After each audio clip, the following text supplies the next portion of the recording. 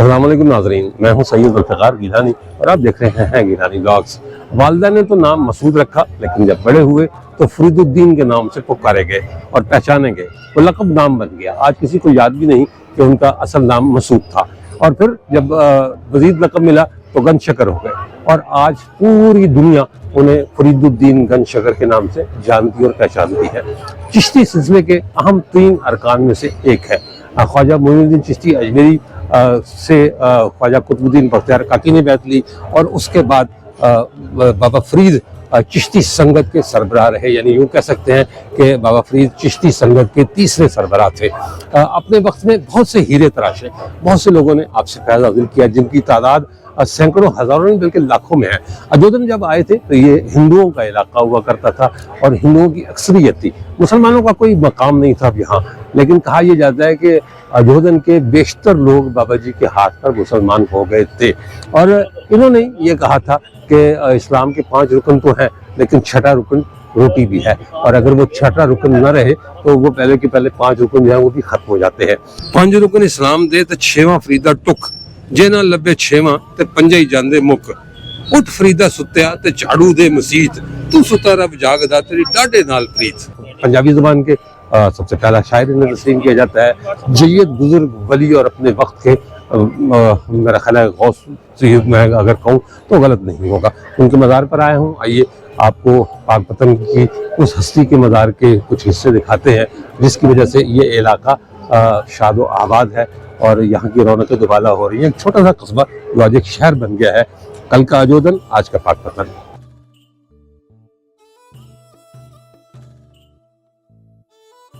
میں نے ویڈیو کی ڈسکرپشن میں اور پہلے کامنٹ میں اپنا ایزی پیسہ اکاؤنٹ اور بینک اکاؤنٹ نمبر درج کیا ہے، اور میری اپنے ناظرین سے درخواست ہے کہ وہ میری مالی اعانت کریں۔ یہ درخواست میں پہلے بھی کرتا رہا ہوں، لیکن لوگوں نے یہ سمجھا کہ شاید میں اپنے لیے چندہ مانگ رہا ہوں یا خیرات مانگ رہا ہوں۔ بہت سے لوگوں نے کامنٹ کیا کہ سید ہو کر مانگتے ہو، تمہیں شرم آنی چاہیے، پہلا یوٹیوبر دیکھا ہے جو لوگوں سے چندہ مانگ رہا ہے، یوٹیوب سے لاکھوں روپے کماتے ہو اور ہم سے پیسے بھی مانگتے ہو۔ ایسی کوئی بات نہیں۔ پہلی بات تو یہ کہ یوٹیوب سے لاکھوں روپے وہ کماتے ہیں جو فیملی ولاگ کے نام پر گند پھیلاتے ہیں۔ میں ایسا کوئی کام نہیں کر رہا، بلکہ میں اپنے ورثے سے اپنی نئی نسل کو روشناس کرانے کے ایک مشن پر نکلا ہوں۔ اگر میں نے مالی اعانت آپ سے مانگی ہے تو اپنے گھر کے خرچ کے لیے یا کسی چندے کے طور پر نہیں مانگی، کوئی خیرات نہیں مانگی، بلکہ میں نے یہ درخواست کی ہے کہ یہ مشن جو نئی نسل کو اپنے گزرے ہوئے کل سے روشناس کرانے کے لیے میں لے کر چلا ہوں، اس میں میرا ساتھ دیجیے۔ ولاگنگ بہرحال ایک مہنگا شوق ہے اور مجھے بہت دور دور سفر کرنا پڑتا ہے، جس پر اخراجات بھی آتے ہیں، جانے آنے رہنے کھانے پینے کے۔ وہ اخراجات یوٹیوب کے پیسوں سے پورے نہیں ہوتے، اس لیے میری ناظرین سے درخواست ہے کہ وہ اگر میری مالی اعانت کر سکتے ہیں تو کریں، جو نہیں کر سکتے وہ میرے لیے دعا کر دیں۔ اور اس کے ساتھ میں ان ناظرین کا بھی شکریہ ادا کرتا ہوں، بہت سے دوست احباب نے میری مالی اعانت کی ہے اور مزید کرنا بھی چاہتے ہیں، انہوں نے مجھے کہا ہے، ان کا بہت شکریہ۔ میری طرف سے دعا ان کے لیے کہ اللہ تعالیٰ ان کے رزق میں برکت دے اور ان کے مشکلیں آسان کرے۔ تو آپ سے بھی درخواست ہے کہ آپ اس میں رمیشن میں ساتھ دیں اور میری اعانت کریں تاکہ میں اسے آگے لے کر چلوں۔ آپ کا بہت شکریہ۔ بابا فرید الدین مسعود گن شکر کے شجرے اور ولادت کی تاریخ دونوں میں اختلاف ہے۔ ایک روایت کے مطابق ان کے آباء و اجداد کابل کے فرخ شاہ کی اولاد میں سے تھے۔ یہ بھی کہا جاتا ہے کہ بابا فرید کے والد شیخ جمال الدین سلیمان سلطان محمود غزنوی کے بھانجے تھے، جو شہاب الدین غوری کے زمانے میں ملتان کے قصبے کھتووال میں آ کر آباد ہوئے۔ کچھ محققین کا لکھنا ہے کہ آپ کا سلسلہ نسب امام زین العابدین سے ملتا ہے، لیکن زیادہ تر کا اتفاق ہے کہ آپ کے جد امجد حضرت عمر فاروق ہیں۔ آپ کے والد لاہور میں قاضی کے منصب پر فائز تھے، پھر آپ کا خاندان ملتان کے قریب ایک قصبے کھتوال میں قیام پذیر ہوا۔ یہیں 1173، 1186 یا 1188 عیسوی میں بابا فرید کی ولادت ہوئی۔ کچھ روایات کے مطابق ان کے دادا ہجرت کر کے لاہور آئے اور اس کے بعد کچھ وقت قصور میں گزار کر کھتوال چلے گئے۔ بابا فرید 5 سال کی عمر میں یتیم ہو گئے تھے، چنانچہ تعلیم و تربیت کی ذمہ داری آپ کی والدہ قرسم خاتون نے ادا کی۔ انہوں نے پہلی بار بابا فرید کو نماز کی تلقین کی تو کچھ اس طرح سے سمجھایا کہ جب چھوٹے بچے نماز ادا کرتے ہیں تو اللہ تعالیٰ انہیں شکر کا انعام دیتا ہے، اور جب بڑے ہو جاتے ہیں تو دوسرے بڑے اور مزید انعامات دیے جاتے ہیں۔ بابا فرید جب نماز پڑھتے تو قرسم خاتون چپکے سے ان کے مصلے کے نیچے شکر کی پڑیاں رکھ دیتی اور بابا فرید وہ شکر کی پڑیاں انعام میں پا کر بہت خوش ہوتے۔ یہ سلسلہ کافی عرصے تک چلتا رہا۔ ایک مرتبہ ایسا ہوا کہ قرسم خاتون شکر کی پڑیاں رکھنا بھول گئیں تو اگلے دن اضطراب سے پوچھا کہ فرید الدین، کیا آپ کو کل شکر کی پڑیاں مل گئی تھیں؟ تو بابا فرید نے ہاں میں جواب دیا۔ قرسم خاتون نے اللہ کا شکر ادا کیا کہ ان کی لاج رہ گئی اور اس بات پر خوشی بھی ہوئی کہ اللہ عز و جل کی جانب سے انعام دیا گیا۔ تب انہوں نے بابا فرید سے کہا کہ اے فرید الدین مسعود، آپ تو واقعی گنج شکر ہے۔ ایک اور روایت کے مطابق ایک بار آپ نے مجاہدے کا ارادہ کیا۔ شیخ نے بھوکا رہنا بتایا۔ آپ نے روزے شروع کر دیے۔ 3 دن بعد ایک شخص چند روٹیاں لے کر حاضر ہوا۔ آپ نے اسے اشارہ غیبی سمجھ کر نوش فرما لیا۔ کھانے کے بعد تھوڑی ہی دیر میں امتلا ہوا اور سب قے کے راستے نکل گیا۔ آپ نے اپنے شیخ سے یہ قصہ بیان کیا۔ انہوں نے فرمایا کہ 3 دن کے بعد کھانا بھی کھایا تو شرابی کا کھایا۔ حق تعالیٰ کا شکر ہے کہ وہ کھانا پیٹ میں نہ رہ سکا۔ اب 3 دن اور بھوکے رہو اور جو غیب سے آئے اسے کھاؤ۔ 3 دن گزرنے کے بعد کچھ نہ آیا۔ ذوف بے حد غالب ہو گیا۔ شدت بھوک میں کچھ کنکریاں اٹھا کر منہ میں ڈالنی تو وہ شکر بن گئی۔ بابا فرید نے یہ سمجھ کر کہ کہیں دھوکہ نہ ہوا ہو انہیں تھوک دیا۔ تھوڑی دیر بعد پھر شدت بھوک سے مجبور ہو کر کنکریاں اٹھا کر منہ میں ڈالی تو وہ بھی شکر بن گئی۔ یوں 3 مرتبہ ایسا ہوا۔ صبح کو حضرت شیخ سے عرض کیا۔ حضرت نے فرمایا کہ بہتر کیا کہ وہ کھا لیا۔ اسی دن سے آپ کو گنج شکر کہا جانے لگا۔ بابا فرید ابتدائی تعلیم اور حفظ قرآن کے بعد کھتوال سے ملتان تشریف لے گئے، جہاں اس وقت کے جید علماء سے درس لیا۔ ملتان ہی میں آپ کی ملاقات سلسلہ چشتیہ کے عظیم صوفی بزرگ اور خواجہ معین الدین چشتی کے خلیفہ حضرت قطب الدین بختیار کاکی سے ہوئی۔ آپ ان کے گرویدہ ہو کر ان کے ساتھ دہلی تشریف لے آئے اور یہاں حضرت قطب الدین بختیار کاکی کی بیعت و ارادت حاصل کی۔ بابا فرید نے اپنے مرشد کے حکم پر بہت طویل سفر کیے۔ کچھ وقت بیت المقدس میں بھی گزارا، جہاں ان کی چلہ گاہ آج بھی مرکز فیوز و برکات ہے۔ اپنے مرشد کے حکم پر تعلیم کے لیے قندھار اور دلی بھی گئے۔ دلی کے بعد ہانسی اور وہاں سے اش تشریف لائے تو حضرت قطب الدین بختیار کاکی نے خلافت عطا فرمائی۔ اس کے بعد کھتوال سے اوجوہدن آ گئے اور آخر عمر تک اسی جگہ رہے۔ آپ نے اوجوہدن میں بیٹھ کر اسلام کی اشاعت و تبلیغ کا وہ فریضہ انجام دیا جو طریقت و تصوف کا بنیادی مقصد اور اہم ترین کام ہے۔ مغربی پنجاب کے بہت سے بڑے بڑے قبیلے سیال، راجپوت اور پٹو وغیرہ آپ ہی کے ہاتھ پر مسلمان ہوئے۔ بابا فرید تصوف و طریقت کے عالمگیر ادارے اور تربیت گاہ کے شیخ کبیر کی حیثیت رکھتے ہیں، اسی لیے آپ کو سلسلہ چشتیہ کا آدم ثانی بھی کہا جاتا ہے۔ بابا فرید کا انتقال 1266 عیسوی میں اسی مقام پر ہوا جہاں آپ کی قبر کا حجرہ واقع ہے۔ حجرے کے اندر جگہ محدود ہے۔ ایک وقت میں 10 سے زیادہ لوگ اندر بیٹھ یا کھڑے نہیں ہو سکتے۔ دربار پر تو ہر خاص و عام کو حاضری کی اجازت ہے، لیکن قبر والے حجرے میں خواتین کو نہیں جانے دیا جاتا۔ تاہم سابق وزیر اعظم محترمہ بے نظیر بھٹو کو دربار پر حاضری کے وقت مزار کے محافظوں نے اندر جانے کی اجازت دی تھی۔ یہ بھی کہا جاتا ہے کہ ڈیوٹی پر موجود سپرنٹینڈنٹ پولیس انہیں روکتے رہ گئے، لیکن وہ یہ کہتے ہوئے حجرے کے اندر چلی گئیں کہ جب مجھے بابا جی کی طرف سے اجازت ہے تو تم روکنے والے کون ہوتے ہو۔ ایک اور غیر معمولی معاملہ جہلم کے رہائشی مرحوم حاجی منظور حسین کی اہلیہ حاجن کنز حسین کا تھا، جنہیں نہ صرف حجرے کے اندر جانے کی اجازت دی گئی بلکہ انہیں دربار کی چادر بھی عطا کی گئی۔ بابا فرید کا دربار ہمیشہ کھلا رہتا ہے، تاہم ہر سال عرس کے بعد 10 محرم الحرام کو مزار کو سندل اور عرق گلاب سے غسل دینے کے بعد مشرقی سمت واقع نوری دروازہ 40 دن کے لیے بند کر دیا جاتا ہے۔ 25 اکتوبر 2010 کو دربار کے مرکزی دروازے پر ایک بم دھماکہ ہوا جس میں 6 افراد جان سے گئے تھے۔ بابا جی کے مزار کا داخلی راستہ جسے وسیع و عریض راہداری کی شکل دی جا رہی ہے اور داتا گنج بخش حجویری کے مزار کی طرز پر اسے کمپلیکس میں تبدیل کیا جا رہا ہے۔ حکومت اس پر خاصا سرپا کر رہی ہے، خرچ کر رہی ہے اور اس کی جو ترقیاتی کام ہے وہ تیزی سے مکمل ہو رہے ہیں۔ میرا خیال ہے کہ شاید اگلے 2-4-5 مہینوں میں یہ ایک خوبصورت جگہ بن جائے گی۔ یہ سیڑھیاں ہیں اس لیے کہ بلند جگہ پر ہے، وہاں بابا جی نے آ کے قیام کیا تھا. تو اب شہر چونکہ آبادی زیادہ ہو گئی ہے، شہر بڑھ گیا ہے، اب وہ ڈھکی درمیان میں رہ گئی ہے. دربار جو کہ ڈھکی پر ہے، لہٰذا ڈھکی پر چڑھنے کے لیے اب سیڑھی ہے اور اچھی خاصی سیڑھی ہے. سیڑھیاں چڑھ کر جیسے ہی اندر آتے ہیں تو الٹے ہاتھ کو ایک وسیع و عریض اور نہایت عالیشان مسجد بنی ہوئی ہے، جس کے میرا خیال 3 گنبد ہیں. اس کے درمیانی گنبد بڑا ہے اور باقی دائیں بائیں چھوٹے ہیں قدرے، اور اوپر مینار ہے.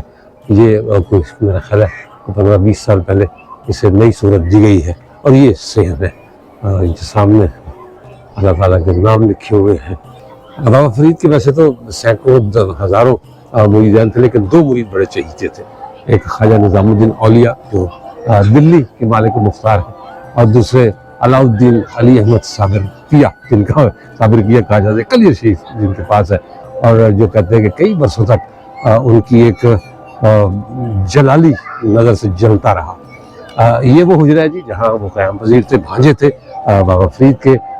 اور کہتے ہیں کہ جو والدہ تھی ان کا نام تھا جمیلہ خاتون. تو جب وہ لے کر آئی اپنے بھائی کے پاس، یعنی بابا فرید کے پاس، تو انہوں نے کہا کہ بچہ یتیم ہے، خیال رکھنا. میرے حال کہتے ہیں کہ 10-11-12 سال کی عمر تھی. تو انہوں نے کہا کہ میں اسے لنگر کھانے کا انچارج بنا دیتا ہوں. لہٰذا صابر پیا کو لنگر کھانے کا انچارج بنا دیا گیا. 1 سال کے بعد کہیں اچھا وہ مطمئن ہو کے چلی گئی ان کی والدہ محترمہ. 1 سال کے بعد جو ہے وہ لوٹ کر آئی. تو انہوں نے پھر بھائی سے کہا کہ میرا بیٹا کہاں ہے. انہوں نے کہا کہ صابر کو بلاؤ. صابر آگے، صابر پیا آگے. تو پتہ چلا کہ وہ پہلے سے نہایت کمزور ہو گئے ہوئے ہیں. تو ماں کو بڑا دکھ ہوا. انہوں نے کہا کہ بھائی سے شکوہ کیا کہ میں تو تمہیں یہ کہہ کر گئی تھی یتیم ہے، میرا بیٹا ہے، تیرا بھانجا ہے، اور اس کا خیال رکھو، تو تم نے اس کا کیا حال کر دیا ہے. انہوں نے کہا تیرے سامنے تو میں نے اس کو لنگر کھانے کا انچارج بنایا تھا. تو وہاں میں صابر کیا ہوا؟ انہوں نے کہا سرکار آپ نے لنگر کھانے کا انچارج تو بنایا تھا، کھانے کی اجازت نہیں دی تھی. جواب سن کر ماموں پر وجد کی کیفیت طاری ہو گئی اور آپ نے شفقت سے فرمایا علاء الدین صابر است، اور اسی وقت سینے سے لگا کر اللہ جانے کیا کیا عطا فرما دیا. کثرت مجاہدہ اور فاقوں نے آپ کی طبیعت میں بہت ہی قہر و جلال پیدا کر دیا تھا. ایک دن علاء الدین صابر کی والدہ نے بابا فرید کو آپ کی بیٹی سے علاء الدین کی شادی کی بات کی. بابا فرید نے فرمایا علاء الدین کو شادی اور بیوی کا ہوش نہیں ہے، لیکن میں نہ مانی. تانا دیا کہ تم یتیم بھانجے کو بیٹی نہیں دینا چاہتے، اور بھائی سے رشتہ پر اصرار کرتی رہیں. آخر بابا فرید نے بہن کے جذبات کا احترام کرتے ہوئے اپنی بیٹی خدیجہ بیگم سے مخدوم کا رشتہ کر دیا، مطلب نکاح پڑھا دیا. آپ نے دلہن کو اپنے حجرے میں دیکھا تو دریافت کیا تم کون ہو؟ خدیجہ بیگم نے جواب دیا آپ کی بیوی ہوں. آپ نے فرمایا جب ہم خدا کے ہو چکے تو پھر ہمیں غیر کی کیا ضرورت رہی. آپ نے ایک نظر ڈالی تو دلہن کے جسم میں آگ لگ گئی. صبح کو ماں آئی تو بہو کو راکھ دیکھ کر غصے میں کہا کہ میں تمہارے ماموں کو کیا جواب دوں گی. کہتے ہیں انہیں بھی فوراً بخار آ گیا اور کچھ دن کے بعد ان کا انتقال ہو گیا. اس کے بعد آپ جو حجرے میں داخل ہوئے تو پورے 9 سال اندر ہی رہے اور باہر نہیں نکلے اور نہ کچھ کھایا پیا. 9 برس کے بعد بابا فرید جب مخدوم کے حجرے میں صبح کے وقت گئے تو دیکھا کہ آپ استغراق کے عالم میں بے حس و حرکت بیٹھے ہیں. آپ کے کان میں 7 مرتبہ الا اللہ بلند آواز سے کہا تو ہوش میں آ گئے اور مرشد کو سامنے دے کر قدم چومے. آداب بجا لائے. بابا فرید نے آپ کو باہر لا کر خرقہ خلافت عطا کیا اور دہلی کے لیے سند خلافت دیکھی. فرمایا پہلے ہانسی جا کر اپنے بھائی اور میرے خلیفہ اول جمال الدین ہانسوی سے اس پر مہر ثبت کرا لینا. جب آپ سند لے کر ہانسی پہنچے تو شیخ جمال الدین ہانسوی نے نہایت محبت اور احترام سے آپ کی مہمان نوازی فرمائی. اسی دوران مغرب کی نماز کا وقت ہو گیا. نماز سے فارغ ہونے کے بعد مخدوم صابر نے دہلی کی خلافت کے لیے بابا فرید کی سند جمال الدین ہانسوی کو پیش کی اور فرمایا کہ آپ اس پر مہر ثبت فرما دیجئے. اسی وقت چراغ گل ہو گیا. جمال الدین ہانسوی نے فرمایا بھائی علاء الدین چراغ گل ہو گیا ہے، صبح مہر ثبت کر دوں گا. لیکن آپ نے فرمایا نہیں، دوسرا چراغ منگوا کر اسی وقت مہر لگائے. جمال الدین ہانسوی نے دوسرا چراغ منگوایا. ابھی آپ مہر لگوانا ہی چاہتے تھے کہ دوسرا چراغ بھی گل ہو گیا. جمال الدین ہانسوی نے اب آپ سے صبح مہر لگوانے کا کہا، لیکن اسی وقت علاء الدین صابر نے اپنی انگلی پر دم کیا تو وہ روشن ہو گئی. آپ نے جمال الدین ہانسوی سے فرمایا اب آپ مہر ثبت کر دیجئے. جمال الدین ہانسوی نے یہ رنگ دیکھا تو حضرت علاء الدین صابر کی سند چاک کر دی اور فرمایا تمہارے دم مارنے کی طاقت دہلی میں کہاں، तुम तो एक फूंक से ही दिल्ली को जलाकर राख कर दोगे। जवाबन मखदूम अलाउद्दीन ने हालत जलाल में फरमाया कि आपने मेरी सनद खिलाफत चाक की है, मैं आपका सिलसिला तरीक़त चाक करता हूँ। तवारीख में है कि जब जमालुद्दीन हासवी के इंतकाल का वक्त आया तो जबान में लुकनत आ गई। बाकी बातें मामूल के मुताबिक करते, लेकिन जो ही किसी को अपना खलीफा नामजद करने का इरादा करते जबान साथ छोड़ जाती। बाबा फरीद को पता चला तो फरमाया कि शुक्र करो कि साबिर ने तुम्हारा सिलसिला तरीक़त चाक किया था, सिलसिला नसब नहीं। ये भी कहा जाता है कि बाबा फरीद खुद हांसी तशरीफ ले गए, उनसे दरख्वास्त की गई कि इस सिलसिले में कुछ करें, तो बाबा फरीद का जवाब था कि साबिर के फाड़े को फरीद नहीं सी सकता। मखदूम साबिर ने वापस पाकपतन पहुंचकर सारा वाक़या बाबा फरीद को सुनाया। उन्होंने दूसरी सनद दिक्कत फरमाया, मैं कलियर शरीफ का इलाका तुम्हारे सुपुर्द करता हूँ, वहां तकब्बुर गुरूर और गुमराही का एक तूफान अजीम बरपा है, वहां पहुंचकर खल्क़े खुदा को हिदायत करो और इस्लाम को तक़वियत पहुंचाओ। कलियर उस अहद में अजीम शान और बारान शहर था। अमीर कलियर ने तो आपको शाह विलायत तस्लीम कर लिया, मगर काज़ी शहर ने बरगलाया कि ये तो जादूगर है। आपने बाबा फरीद को खत लिखा कि मैं तो यहाँ पहली नमाज के सवाब से भी महरूम हो गया हूँ। बाबा फरीद ने सब्र की तलकीन फरमाई, लेकिन उलमा व उमरा के गुरूर और तकब्बर का वो याल रहा। आपने एक और खत भेजा तो बाबा फरीद ने लिखा कि शहर कलियर तुम्हारी बकरी है, तुम्हें इख्तियार है, खा इसका दूध पियो या इसका गोश्त खाओ। ये जवाब पाकर आप जुमे के रोज जामे मस्जिद चले गए। उमरा शहर ने आपको मस्जिद से निकाल दिया और एक ने आकर कहा कि ये तो मेरी जगह है, तुम उठो, तुम कहाँ आके बैठ गए हो। आप बाहर निकल आए, हम गजबनाक होकर फरमाया, जालिमो तुम अल्लाह के घर में भी इम्तियाजात पैदा करते हो और यहाँ भी बंदा बनकर नहीं आते। लेकिन किसी ने परवाह नहीं की। आखिर इमाम ने खुतबा खत्म किया, नमाज शुरू हुई और जब तमाम लोग सजदे में गए तो अब मखदूम साबिर ने मस्जिद को मुखातिब किया और कहा कि सारे लोग तुम्हारे पास यहाँ आकर सजदा करते हैं, कभी तू भी सजदा कर लिया कर। ये फरमाना था कि अजीम शान मस्जिद फौरन जमीन बोस हो गई। अहले कलियर घबराए हुए आपके पास आए तो आपने फरमाया, मैं तो अल्लाह से वीरानी कलियर की दुआ मांग चुका हूँ, अब कुछ नहीं हो सकता। बकसरत अफराद तो जामे मस्जिद में दबकर हलाक हो गए। उसके बाद शहर में ताउन फैल गया जिसने तमाम शहर को वीरान कर दिया। हजारों मर गए और जो बचे वो जंगलों और पहाड़ों पर भाग गए। कहते हैं कि आप गूलर के एक दरख्त के सहारे खड़े हो गए और कलियर शहर के जलने का नजारा करते रहे।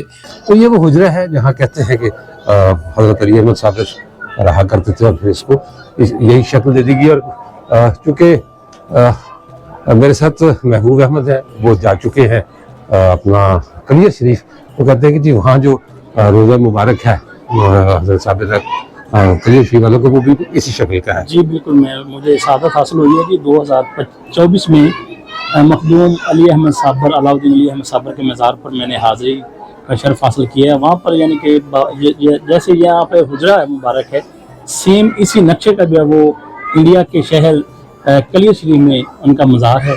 और क्या बात है जी, बड़ी रूहानियत है। वही कलियर जो 36 साल जलता रहा। जी बिल्कुल, वही कलियर जो वही कलियर जहाँ आज। हाँ, यहाँ मैं अपने नाज़रीन को ये भी बता दूँ कि मखदूम अली अहमद साबिर की या कलियर शरीफ वालों ने अपनी नमाज जनाजा खुद पढ़ाई। अल्लाह अल्लाह। शमसुद्दीन तुर्क पानीपती उनके मुरीद खास खलीफा, वो कह रहे कि जब इंतकाल हुआ, बल्कि जब उनकी खिदमत में थे तो वो जो ज़बान से निकाला करते थे मखदूम, वो पूरा हो जाया करता था। एक दफ़ा पानी मांगा तो शमसुद्दीन को ताकीर हो गई तो उन्होंने कहा कि अंधे हो गए हो क्या। पीछे से जो है वो एक पुकार आई कि सरकार मैं वाकई अंधा हो गया हूँ। तो फिर जो है वो साबिर पिया ने दुआ की, उनकी आंखें वापस आ गई। जब इंतकाल हुआ तो शमसुद्दीन अकेले थे और नमाज़ जनाजा भी 2 लोगों को होना शरीयत के मुताबिक जरूरी है। तो आप वो मैयत रख के बैठ गए और इंतजार करने लगे। वीराना था कलियर शरीफ, उस वक्त कुछ भी नहीं था। दूर से एक सवार आता दिखाई दिया। उस जगह शमसुद्दीन ने कहा कि जी हमने मेरे मुर्शिद का इंतकाल हो गया, विसाल हो गया, हमने नमाज जनाजा जो है वो पढ़नी है।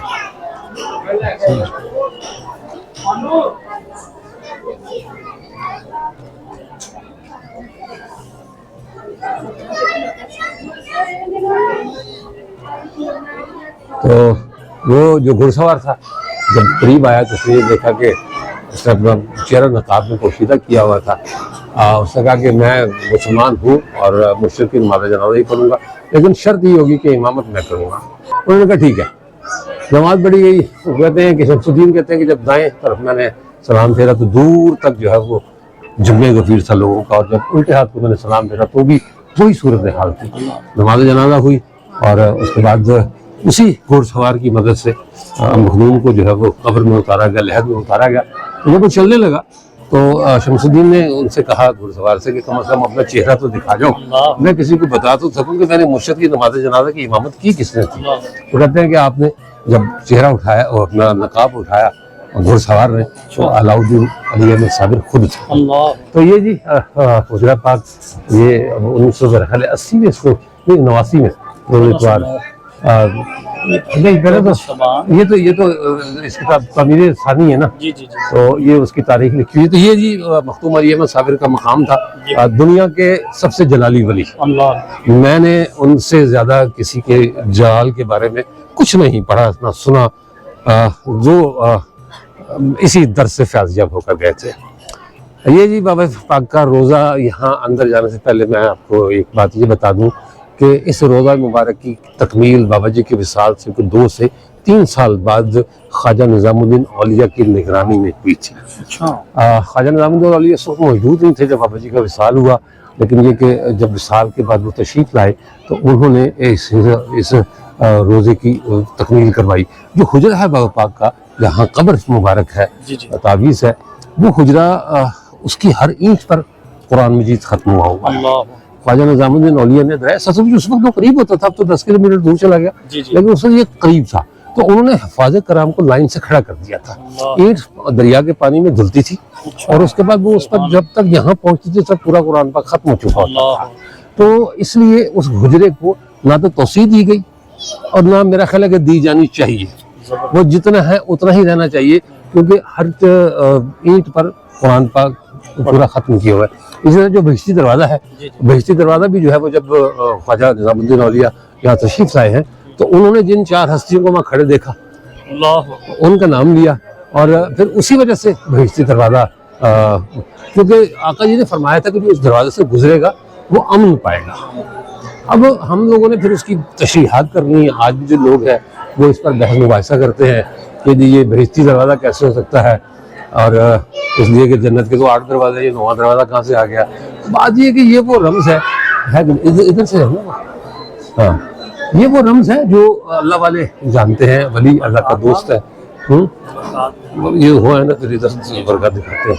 तो ये वो है कि मंजिल शख्स मकान दीगर मर्द ईरा रानशान दीगर आशकान खाजगान चिश्तरा अज कदम का सर निशान दीगर। ये पहले तो खैर यहाँ से आगे जाने की इजाज़त नहीं होती थी, लेकिन अब आगे जाने की इजाज़त है।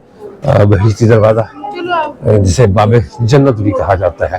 तो ये कहते हैं कि जब ख्वाजा निज़ामुद्दीन औलिया यहाँ आए, तशरीफ लाए, तो ऐन इस मकाम पर सरकार दो आलम हज़रत मोहम्मद मुस्तफ़ा सल्लल्लाहु अलैहि वसल्लम अपने 4 यारों के साथ खड़े थे, मौला अली, अबू बकर सिद्दीक, उमर और उस्मान गनी, और वो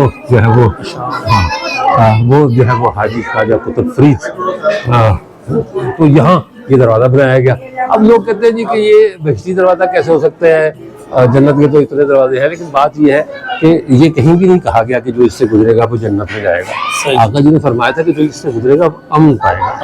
अब वो अमन किस माने में है ये वो जाने, वो सरवर कायनात है, शहनशाह कौनैन है। तो अगर उन्होंने फरमा दिया तो इसमें किसी शक शुबह की गुंजाइश नहीं होनी चाहिए।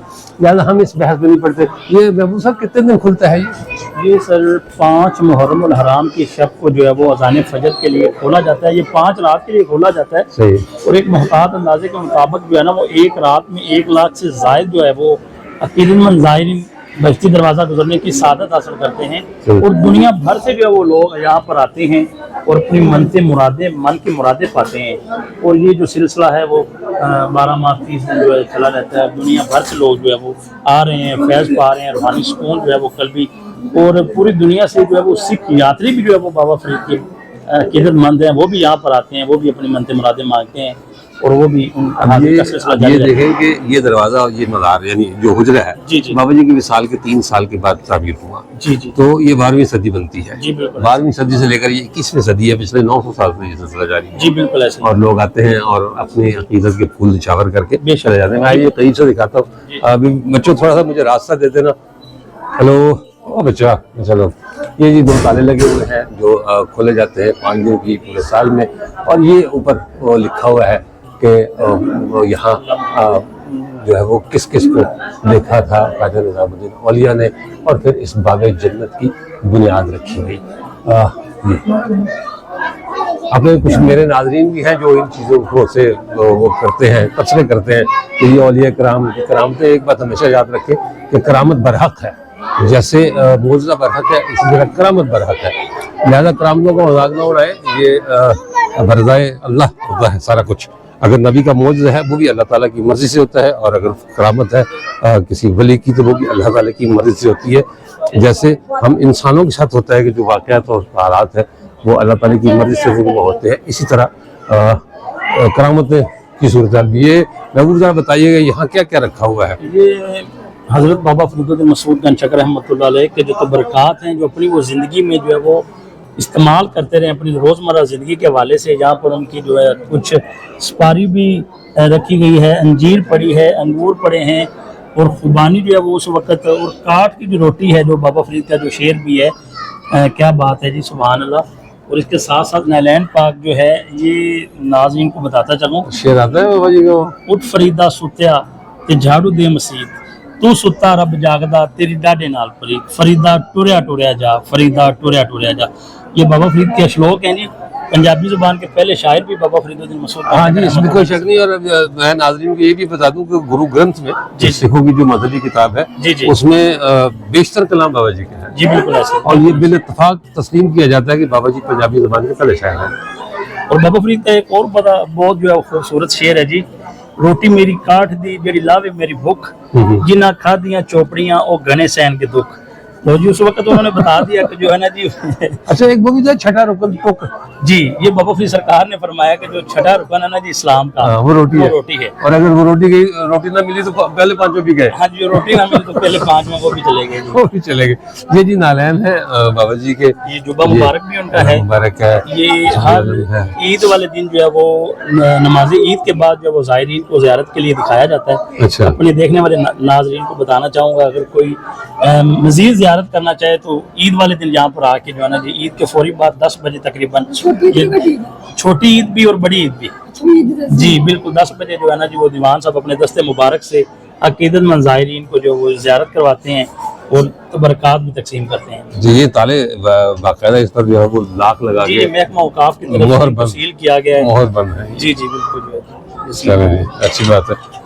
चले जी, जो ज़ियारत कर रहे हैं, ये काठ की रोटी यहाँ रखी हुई है। काठ की रोटी ये उसी वाक़े की याद में है, उसी वाक़े की याद में है। चले जी, ये जी पहले ये बंद होता था जी जी, बाबा ये जन्नत 12 के दरी बाद। है जी, इसको 12 दरी कहा जाता है। अच्छा, ठीक है। 12 दरी है। अच्छा हाँ जी, मैंने ख्याल नहीं किया ये 2 3 4 5 6 बिल्कुल 12 दरी है। जी बिल्कुल। अच्छा, 12 दरी के सब नाम पर भी बाबा जन्नत बनाया गया जी है। बिल्कुल। मेरा ख्याल है ये फिर बाद में दरमियान में इसको जी, ये किया बात गया है। तज़ीन राइश की गई है, इसकी हाँ। पार्टीशन की गई है।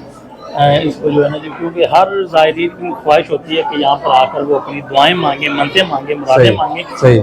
इसलिए जो रश को कम करने के लिए इसकी पार्टीशन की गई है। ठीक, अच्छा जी। अच्छा, ये सामने जो एक बना हुआ है, यहाँ दीवान साहब तशरीफ रखते हैं उसके दिनों में। जी बिल्कुल, यहाँ पर जो है ना जी बरसगीर पाको हिंद का जो सबसे बड़ा उर्स है ना जी। जी, वो हज़रत बाबा फरीदुद्दीन मसूद गंज चक्र रहमतुल्लाह अलैह का उर्स है, जो कि 25 ज़ुल्हज से शुरू होता है और 10 मुहर्रम उल हराम तक जो है वो जारी रहता है, जिसमें दुनिया के तूल और से जो है वो लाखों अकीदतमंद ज़ायरीन यहाँ पर बहती दरवाज़ा गुजरने की सादत भी हासिल करते हैं, और इसके साथ साथ यहाँ पर वो अपनी मन की मुरादें भी पाते हैं। ये जो जगह आप देख रहे हैं, यहाँ पर जो है वो दीवान सजादनशीन जो है दरबार आलिया दीवान मदूद मसूद चिश्ती फ़रूकी जो है वो यहाँ पर कदीमी जो रसूमात हैं वो अदा करते हैं। यहाँ पर जल्ले तकसीम किए जाते हैं, शक्कर तकसीम की जाती है, मीठा पानी जो है वो अब अकीदतमंदों में जो वो तकसीम किया जाता है, और ये सिलसिला जारी रहता है। ये जल्ला क्या होता है? ये जल्ला जो है ना जी, खुसूसी सिर्फ और जो बाबा हुजूर के उर्स के दौरान ख़त्म पाक पढ़ा जाता है ना जी, उन दिनों में जो है ना जी वो सिर्फ है कि जो रात के वक्त ख़वातीन जो हैं वो आटे को छान कर जो है वो उससे जो यानी कि मैदा टाइप चीज़ होती है वो निकाल कर उसको जल्ले तैयार किए जाते हैं, और साथ में जो है वो हलवे के साथ जो है वो तबरकन ख़त्म शरीफ में ख़त्म ख़ारगान में वो रखा जाता है। ये सिलसिला सिर्फ और सिर्फ उर्स के दिनों में ही हासिल होता है। अच्छा, मैंने सुना ये कि गैर शादीशुदा ख़वातीन होती है जो ये बनाती जी हैं। बिल्कुल, ये जो कवारी यानी कि बच्चियां होती हैं ना जी, वो ये सिर्फ जल्ले तैयार और करती इसी हैं, इमारत सारी की रात जो है ये अमल जारी रहता है। इस इमारत की छत पर वो जल्ले बनते हैं। जी बिल्कुल, यहाँ पर इस छत के ऊपर जो है वो जल्ले बनाए जाते हैं सुबह के वक्त, यानी कि जब दीवान साहब रसूमात अदा करते हैं वहाँ उसी वक्त जो है वो अकीदत मंजायरीन में दीवान साहब अपने दस्ते मुबारक से तकसीम करते हैं जी। ये बाबा साहब के दौर की एक इमारत है, पुरानी इमारत, जिसका दरवाज़ा भी आपको नज़र आ रहा होगा कि ये भी पुराना इस पर बने हुए नक्शो निगार है।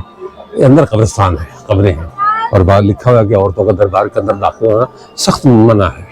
ये छोटा सा कब्रिस्तान है और यहाँ एक बड़ी कब्र भी है।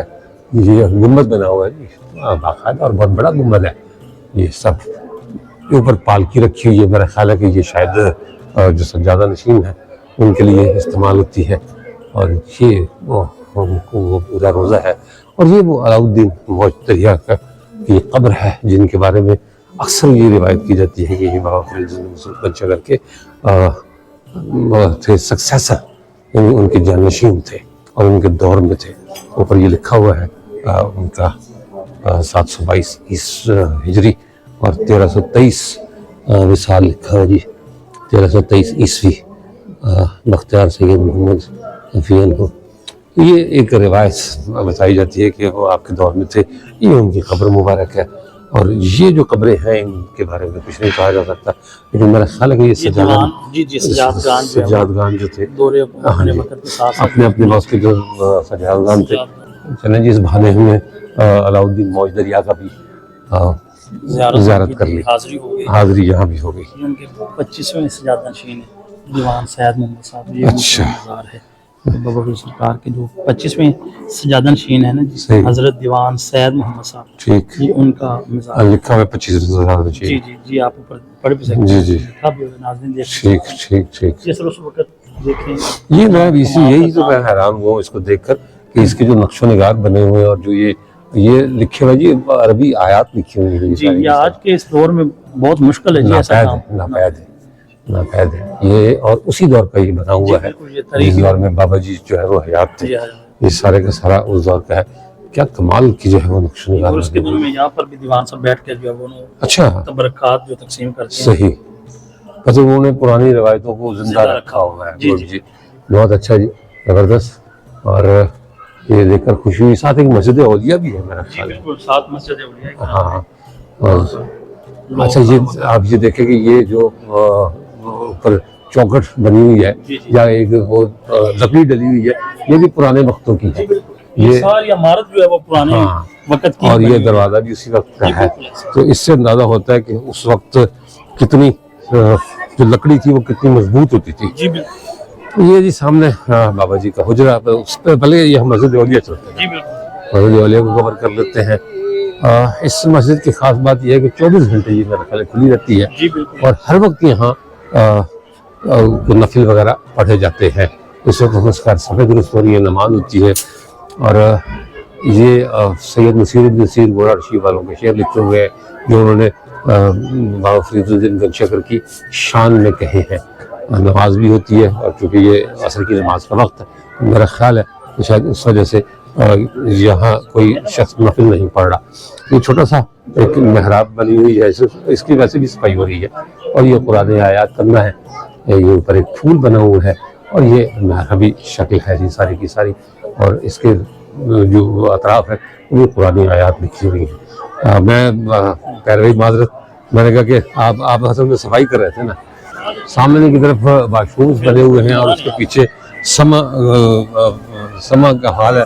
हर बड़ी मेहरबानी आपकी, आपने मुझे मैं इस दफ़ा भी जब आया हूँ जी मज़ार पर, मुझे इस दफ़ा भी इस शर्फ से नवाजा गया है। आपकी बड़ी मेहरबानी, आपका बहुत शुक्रिया। खुश रहे सरकार, सलामत रहे। یہ جی میرے لیے بڑے اعزاز کی بات ہے کہ میں دوبارہ بھی آیا محبوب تو مجھے اس چادر سے نوازا گیا ہے اور اس بار یہ چادر میں آپ کو تحفے میں دیتا ہوں. میں نے محبوب کو پہنائی ہے جی یہ چادر. تو سرکار بہت شکریہ آپ کا, آپ نے ہمیں نوازا. پچھلی چادر میں نے فراز کو دے دی تھی. یہ جی ہمارا یہ اعزاز کی بات ہے. آپ کو مبارک ہو یہ چادر. لیکن محبوب صاحب سے بابا فرید کے کوئی ایک دو شعر سنتے ہیں. پاک پتن تیان کھلوتی بیڑی میری بننے لا دور سن کے آئیاں میں اس پتن دا تو ہے ملا پاک پتن تیان کھلوتی بیڑی میری بننے لا دور سن کے آ گیا میں دور سن کے آ گیا میں اس پتن دا تو ہے ملا پاک پتن تے آن کھلوتی در سخیاں دا در ولیاں دا بیڑی میری بننے لا ایک نکی جئی ضد کر بیٹھا خالی نہیں میں جانا شانہ تیریاں ماشاءاللہ شانہ تیریاں ماشاءاللہ ذات تیری سبحان اللہ پاک پتن تے آن کھلوتی بیڑی میری بننے لا دورو سن کے آئیاں میں دورو سن کے آئیاں میں اس پتن دا تو ہے ملا پاک پتن تے آن کھلوتی بیڑی میری بننے لا دورو سن کے آ گیا میں اس پتن دا تو ہے ملا پاک پتن. بہت شکریہ محبوب صاحب, آپ نے کیا کہتے ہیں اس کو تازہ کر دیا, سارا معاملہ یہاں آنے کا لطف والا کر دیا. آئیے, بہت شکریہ آپ کا سرکار. یہاں ہر وقت آپ کو قوالی کی آواز سننے کو ملے گی اور اس وقت بھی قوالی وہ جاری ہے. یہ وہ خانے ہیں, ادھر لنگر خانہ ہے. اس کے عرس کے دنوں میں رسومات ادا کرتے ہیں. اچھا, یہ بھی چبوترا رسومات کے لیے ہے. یہ صرف 2 رات کے لیے استعمال ہوتا ہے جی. اچھا, 5 محرم الحرات کی شب اور 6 محرم الحرام کی شب دیوان صاحب جو ہے وہ یہاں پر بھشتی دروازہ کھولنے کے بعد جو ہے نا جی وہ یہاں پر کھڑے ہو کر آنے والے قیدم زائرین میں جو ہے وہ جلے کرتے ہیں, چوڑیاں تقسیم کرتے ہیں, پیچے تقسیم کرتے ہیں. یہ بہت اچھا, ٹھیک ہے ٹھیک ہے ٹھیک ہے. اچھا, یہ لنگر خانہ ہے سامنے جو ہے. جی بالکل, یہ لنگر خانہ ہے. یہاں پر جو ہے وہ ہر خاص و عام کے لیے 24 گھنٹے جو ہے وہ دن رات لنگر کا سلسلہ جاری ہے. اچھا, وہ دیجیے درگاہ ہی ایسی ہے جی, لنگر یہاں پر دن رات چل رہا ہے, لوگ پل رہے ہیں, دعائیں دے رہے ہیں, یہ نظام چل رہا ہے. جی بالکل ایسے. یہاں سے کوئی عمارت بھی دکھائی دے رہی ہے جس کی چھت پر بیٹھ کر جلے بنائے جاتے ہیں. جی بالکل, سپر جو ہے اوپر سیڑھیاں, آپ تو خیر دروازہ اس وقت بند ہے اس کا, لیکن یہی وہ جگہ ہے جہاں جلے بنا کر لوگوں کی خدمت کی جاتی ہے, تقسیم کیے جاتے ہیں اس میں. اور یہ نظرانہ کا کمرہ ہے, اگر کوئی رسید اس کی لینا چاہے آ کر تو وہ رسید لے لے. بہرحال جی یہ بھی خبریں میرا خیال ہے. اچھا, یہ سجادگان کی خبریں نہیں ہیں جی, یہ سجادگان کی قبریں نہیں ہیں. یہ جو پاک پتن کے سماجی شخصیات ہیں, یہ ان کے مزارات انہوں نے اوپر دربار کو بنا دیا, لیکن کافی عرصہ ہو گیا. اب جو ہے وہ صرف سجادگان کے لیے جو درگاہ پر جو وہ جگہ ملے گی, باقی کسی کے لیے نہیں ملے گی. اب تو یہ درگاہ قبروں سے بھر جائے گی. جی بالکل ایسے ہی, بالکل ایسے ہی. چلیں, ٹھیک ہو گیا سر. کوئی اور چیز تو نہیں رہی؟ یہ ہے جی ون کا درخت ہے جی. اچھا, ون کا درخت ہے. جی, اچھا, یہاں پر صبح کے وقت, فجر کے وقت ایک اپنا ہی سما ہوتا ہے. یہاں پر جو ہے وہ چڑیاں بول دیاں بابا دے دربار چڑیاں بول دیاں کہ وہ چڑیاں ساری اس درخت پر ہی ہوتی ہیں. اچھا اچھا اچھا، یہ وہ درخت ہے جی. جی بالکل. تو بابا جی کو سلام کرنے آتی ہیں سلام جی. کرنے آتے ہیں. بالکل صحیح. یہ جی بابا جی کا حجرہ جہاں لوگ دور دور سے حاضری کے لیے آتے ہیں، اور مجھے یہ سعادت یہاں سے مل چکی ہے. میں جب پچھلی بار آیا تھا تو مجھے چادر پہنائی گئی اور اندر بیٹھنے کا وقت بھی دیا گیا، لیکن آج میں صرف سلام کرنے آیا ہوں. بابا حضور کو سلام کروں گا. ارادہ یہی تھا کہ میں آپ کو بھی اس کا دیدار کراؤں. یہ سارا یہ چاندی کا دروازہ ہے، یہ خالص چاندی کا دروازہ. اس کی کنیت ہے وہی ہے، اور اس کی دہلیز جی یہ پرانی دہلیز ہے. آئیے جی اندر چلتے ہیں. السلام علیکم. جی جی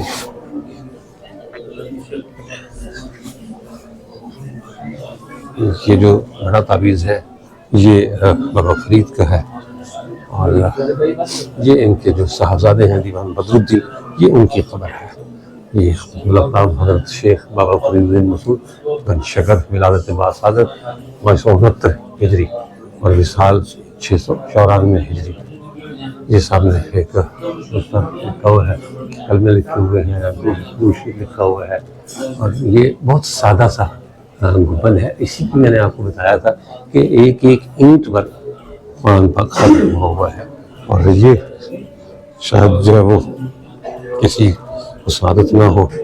چلیں جی، یہ عام طور پر ایک رواج ہے کہ ادھر سے داخل ہوتے ہیں اور پھر جو ہے وہ چاروں طرف سے گھوم کر اور باہر نکلتے ہیں. تو آئیے ہم بھی یہی چکر پورا کرتے ہیں اور ہم باہر چلتے ہیں. جی جی بابا فرید گن شکر. پاک بدن کی کوئی اور اہمیت ہو یا نہ ہو، لیکن اس کے لیے یہی کافی ہے کہ یہاں بابا فرید کی درگاہ ہے اور ان کا روضہ موجود ہے. 24 گھنٹے یہاں رونق رہتی ہے. کوئی وقت ایسا نہیں ہوتا جب یہاں لوگ موجود نہ ہو. جیسے لاہور میں ڈاکٹر صاحب کا دربار ہے، وہاں 24 گھنٹے رونق رہتی ہے اور لوگ حاضری کے لیے آتے رہتے ہیں. اسی طرح بابا فرید کے مزار کی صورتحال بھی یہی ہے. باہر میں جب پچھلی بار آیا تھا تو ساری رات لوگ جاگتے رہے، پتہ نہیں چلتا تھا کہ یہاں رات ہوئی ہے نہیں ہوئی. یعنی یہ 24 گھنٹے کی رونق ہے صرف اور صرف ان صاحب مزار کے دم سے ہیں اور ان کی وجہ سے ہیں. چونکہ مزار کا ملاد پورا ہو گیا اور بابا فرید کا میں نے خاص طور پر آخر پہ رکھا تھا کہ ان کی قبر کا جو دیدار ہے وہ میں آخر پہ کراؤں گا، اور پھر اس کے بعد پھر میرا کچھ بولنا بنتا نہیں. اس کے ساتھ ہی اجازت دیجیے، انشاءاللہ تعالیٰ اگلے ولاگ میں دوبارہ ملاقات ہوگی. تب تک کے لیے اللہ حافظ.